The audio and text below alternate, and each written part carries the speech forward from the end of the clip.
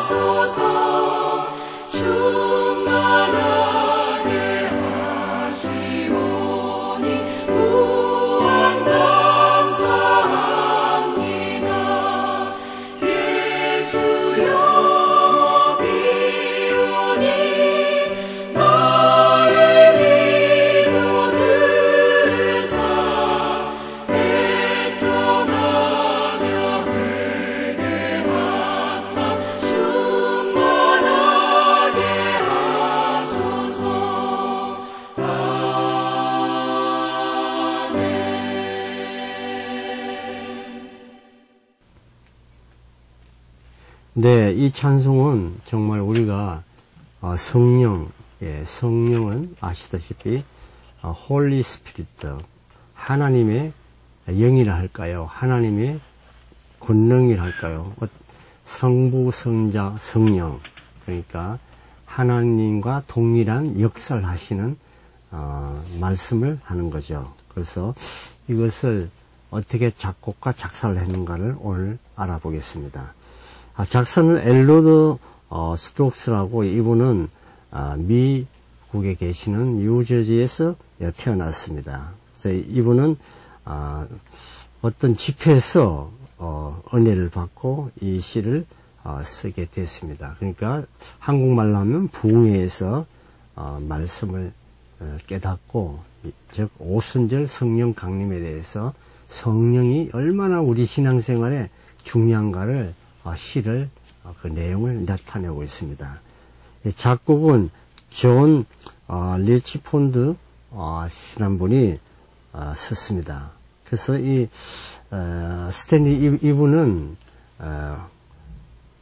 어떤 캠프에서 또 영감을 얻어서 이 시에 곡을 붙이는데요. 이분도 역시 목사님이신데 성령에 대해서 매우 강조하고 싶은 내용을 곡으로 나타낸 거죠. 그래서 외국에 보면 작사 작곡은 보통 보면 시인이나 교수나 음악을 하시는 분들이 전공자가 많은데요. 특별히 목사님이 많습니다. 작사나 작곡을 그만큼 목사님들이 기도도 많이 하시고 또 이제 성경책에 대한 박식과 연구를 하셨기 때문에 시를 쓴다든지 신앙시를 쓸 때 큰 도움이 되죠.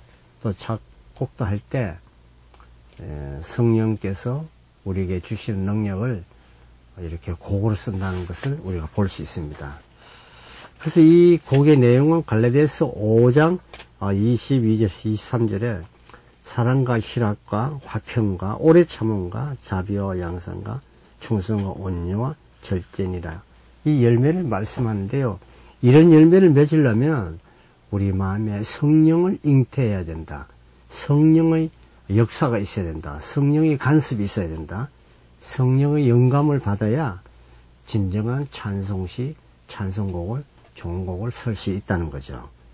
그래서 이 목사님께서 이 곡을 쓸 때에 오직 하나님을 나타내려고 무척 애를 쓰고 있습니다.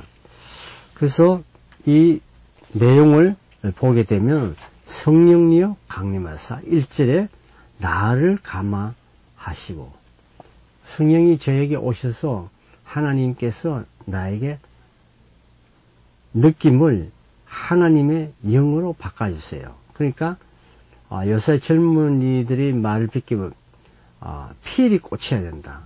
필이 와야 된다. 결혼 대상자는 필이 와야 된다 그래요.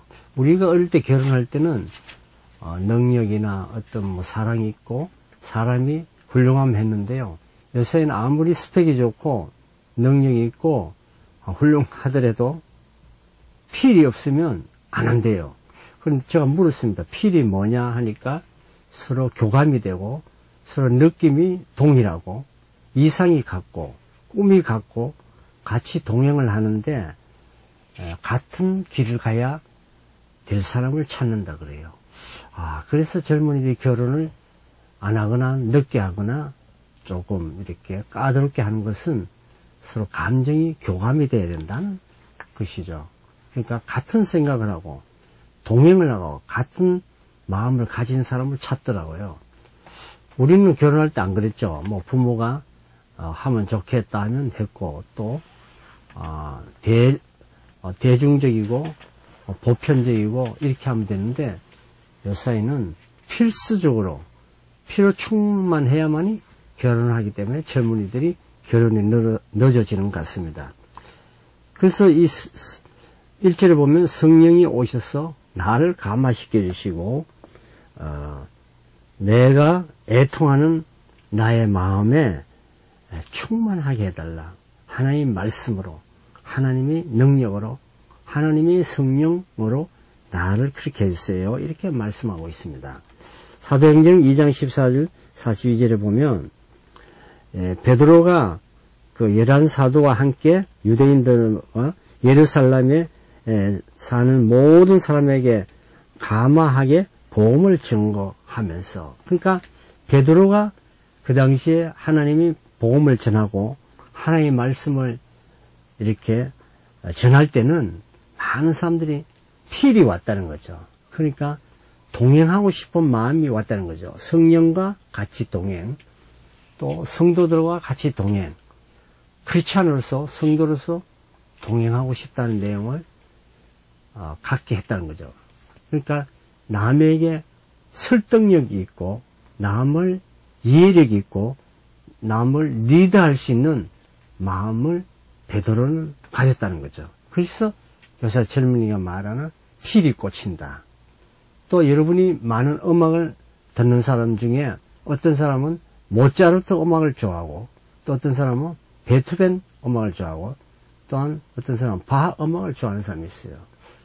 그 분류가 다르듯이 우리가 바하 음악은 고전적이다. 또 모차르트 음악은 조금 이렇게 경쾌하면서 또 즐거우니까 또 모차르트 음악을 좋아하는 사람이 있고 또 베토벤 음악은 무거우면서 깊은 철학을 말하기 때문에 베토벤 음악을 좋아하는 사람도 있고 여러 가지 형태가 있듯이 사람들이 형상과 생각과 사고가 비전과 꿈이 필이 각자 틀리는 거죠. 그러나 성령이 오시면은 똑같은 마음이 된다는 거죠. 화평과 기쁨과 행복과 내가 어떠한 처지에 있든지 어려운 환난과 고통과 있어도 감사함으로 행복이 넘친다는 거죠. 우리 인생은 처음부터 끝까지 다 행복할 수는 없잖아요. 우리가 시험을 칠 때, 대학을 들어갈 때, 고등학교 시험을 칠 때, 중학교 시험을 칠 때, 초등학교 시험을 칠 때, 시험 기간에는 무척 힘들잖아요. 그러나 그 시험이 지나면 정말 행복하듯이 우리가 이 세상을 살 때에 환난과 고통과 시험이 온다는 겁니다. 그 올 때에 우리는 자세가 중요한다는 거예요. 그 자세를 충만하고 화평하고 행복을 가지려면 성령의 힘을 가져야 된다는 겁니다. 제가 병원에 갔습니다. 감기가 있어서 가니까 선생님께서, 의사 선생님께서 면역이 떨어졌습니다. 그래요.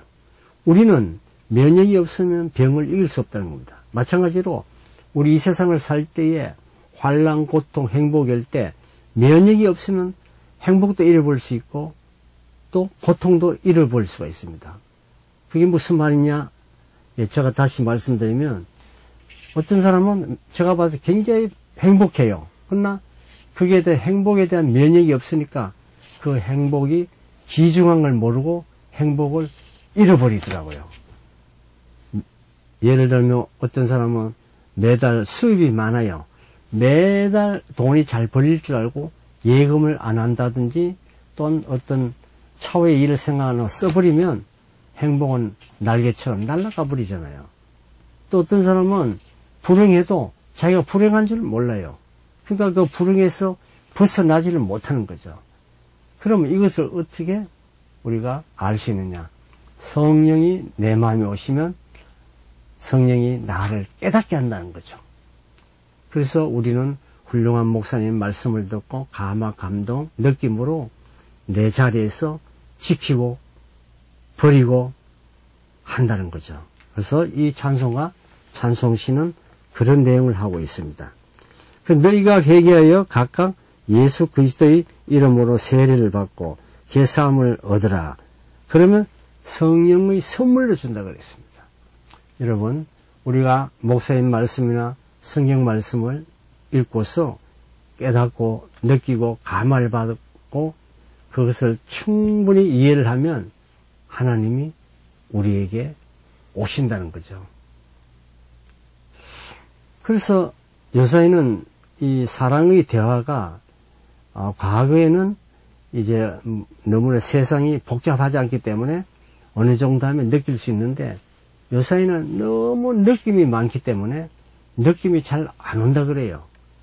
우리가 좋은 음식을 많이 먹으면 좋은 음식이 맛있는 줄 모르는 것처럼 너무 주위에 느낌이 많으니까 필이 오지 않는 거죠. 그러면 이 느낌을 감성 지수를 높이기 위해서는 하나님 말씀에 거하고 기도하고 전도하고 봉사를 해야 된다는 겁니다. 그 내용을 하는 것이 이 찬송가를 노래하고 있는 것이죠.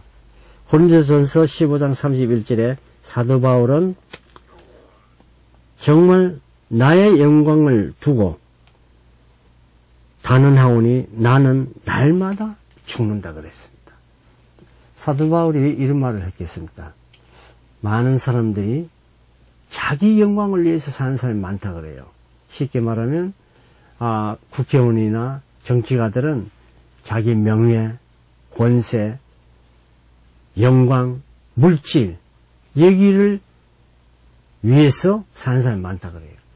정치가가 되면 내가 국회의원이다, 내가 고위직에 있다면 백성들을 위해서, 국민들을 위해서, 나라의 경제, 문화, 정치 발전을 위해서 헌신을 하는 사람들은 많지만은 또 그 중에 일부는 자기 영광을 위해서 한다는 거죠. 또 바꿔 말하면 교인들 중에도 교회 나가면서 그 기쁨의 역사를, 구원의 역사, 내가 다시 이 세상에 태어난 기분이 너무나 행복한데 그 행복을 자기만 위해서 사는 사람이 많다는 거죠. 봉사도 하지 아니하고 헌신도 하지 아니하고 자기 어떤 이익을 위해서 하는 사람이 있다 그래요. 그럼 어떻게 되느냐? 나의 영광을 위해서 사는 것이 아니라 다른 사람에게 평화를 주고 다른 사람을 편하게 하고 다른 사람에게 약점을 지적하지 말고 장점을 지적하면서 예수 그리스도를 믿는 거죠. 내 영광을 위해서 내가 보험회사 다닌다, 내가 어떤 사업을 한다, 교회 가면 교인이 많으니까 이걸 구매해야 되겠다, 이런 생각을 해서 교회 가서는 안 된다는 겁니다. 하나님을 열심히 그의 나라와 그 의를 구하면 그 뒤에는 내가 필요한 것을 채워준다는 것입니다. 그러니까 성령이 그만큼 중요하다는 거예요. 아버님이 훌륭하면 그 아버님의 훌륭한 철학을 자녀가 이어받고, 아버님이 화투를 치고 술을 많이 먹고 나쁜 짓 하며 그 자녀가 아버님의 영이 와서 술 많이 먹고 나쁜 짓 하는 그 학생이 많을 수가 있다 그러죠. 그러니까 가정을 중요하다. 그러니까 그 위가 중요하다. 물이 위에서 흐르듯이 우리가 열심히 성실하게 살면 자녀도 성실하게 살 가능성이 있고, 또 부모가 좀 허실하게 살면 자녀도 허실하게 살 수 있다는 겁니다. 그럼 어떻게 되느냐? 성령의 능력을 받아야 하나님이 우리를 인도해 주신다는 거죠. 우리가 아무리 잘나고 못나고 간에 하나님의 영에 거하지 않으면 하나님이 우리를 이끌 수가 없다는 겁니다. 갈라디아서 2장 20절에 내가 그리스도와 함께 십자가에 못 박혔나니 그런즉 이제는 내가 산 것이 아니요 오직 내 안에 예수 그리스도께서 사는 것이라. 이제 내가 육체 가운데 사는 것은 나를 사랑하사 나를 위하여 자기 몸을 버리신 하나님의 아들의 믿는 믿음 안에서 사는 것이라. 참 갈라디아서 2장 20절에 정말 귀한 말씀인 것 같습니다. 내가 그리스도 안에 산다, 그리스도가 내 안에 산다, 얼마나 행복합니까? 여러분, 훌륭한 사람의 삶을 내가 산다, 그 훌륭한 사람이 내 삶을 살아준다, 얼마나 교감 있고 느낌 있는 삶입니까? 그만큼 성령이 중요하다는 것입니다. 성령이 마음을 받는 것입니다. 하나님이 주시는 영을 받아야 된다는 겁니다. 나쁜 영이 나에게 들으면 나쁜 사람이 된다는 거죠. 술 많이 먹는 친구를 만나면 술을 많이 먹게 되고, 또 남에게 거짓말 잘하는 사람 만나면 같이 거짓말할 수 있다는 겁니다.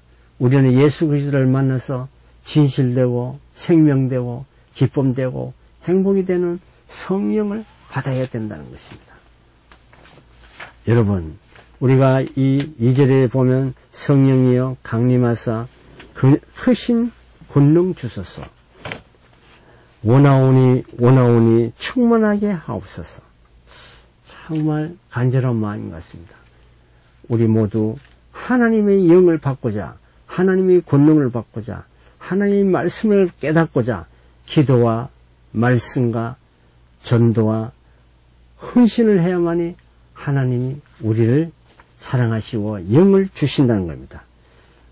우리가 참새도 먹이를 가져오면 입을 많이 벌리는 새에게 그 먹이를 주더라고요. 우리 교우들, 성도들도 입을 크게 벌리고 마음을 크게 벌리고 생각을 크게 벌리고 시야를 크게 벌려서 하나님이 나에게 오기를 간절히 소망하는 자는 하나님이 그에게 거한다는 것입니다. 성령을 어떻게 받느냐? 여러분, 성경에 다 나와 있습니다. 간절히 기도하고 사모하고 하나님의 말씀을 순종히 하면 우리는 성령을 받을 수 있다는 것입니다. 그래서 이 로마서 12장 6절 8절에 또는 에베소서 4장 11절 12절에 보면 각 사람에게 성령의 이 나타남을 주심은 유익하게 하게 하심이라. 성령이 우리에게 오면 유익하게 아주 힘있게 정말 필요한 것을 우리에게 준다는 것입니다. 성령이여 강림하사 정말 나에게 임하사 나에게 오셔서 나를 거룩한 하나님의 자녀가 되게 해달라. 행복한 사람이 되게 해달라. 여러분, 예수 그리스도를 확실히 믿으면 너무나 행복합니다. 그러나 우리가 불안하고 외롭고 걱정되고 의심되면 성령은 나에게 오지 않습니다. 이번 주도 확실한 믿음으로 성령 충만한 삶을 살기를 한번 소원해 보십시오. 확실히 가집시오. 확신하는 가운데 역사가 일어나는 것입니다. 이번 주도 오직 주님만이 의지할 때 우리의 환난과 고통과 슬픔이 물러가고 하나님이 주시는 참 기쁨, 참 평화, 참 행복을 얻을 수 있을 것입니다. 지금까지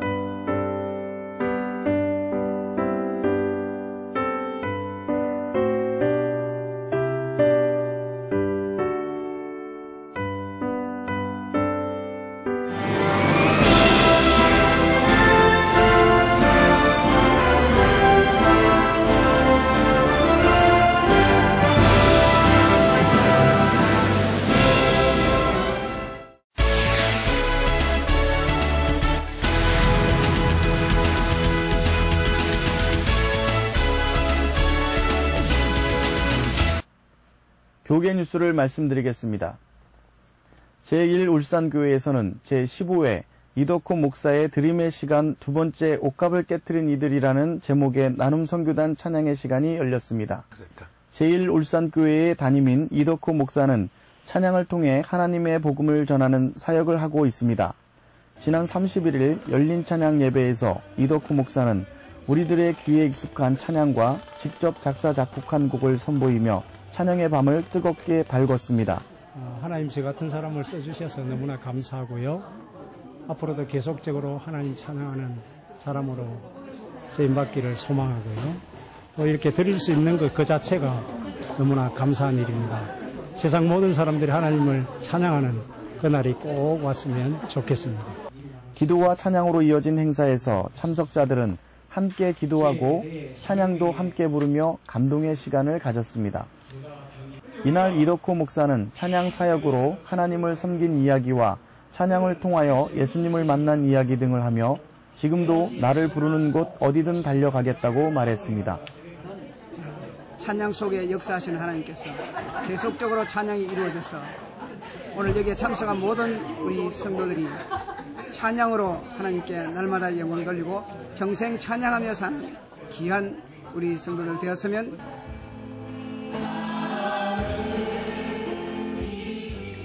2시간 동안 이어진 행사에서는 찬양과 간증의 시간으로 이어졌으며 참석자들은 이처럼 찬양을 통해 하나님의 사랑을 느끼게 해준 목사님께 감사드린다고 말했습니다. 주님께서 살아계시다는 것을 제 삶 속에서 그리고 이 장에서 느껴서 너무 감사하고 오직 주님만 생각해야 되겠다 그런 생각을 가졌습니다. 그리고 지금 저희 가족들 다 있고 저희 형님 어디 가세요? 저희 형님하고 같이 이렇게 이 자리 만들어주신 목사님께 너무 감사드립니다. 지금까지 교계 뉴스의 함종길이었습니다.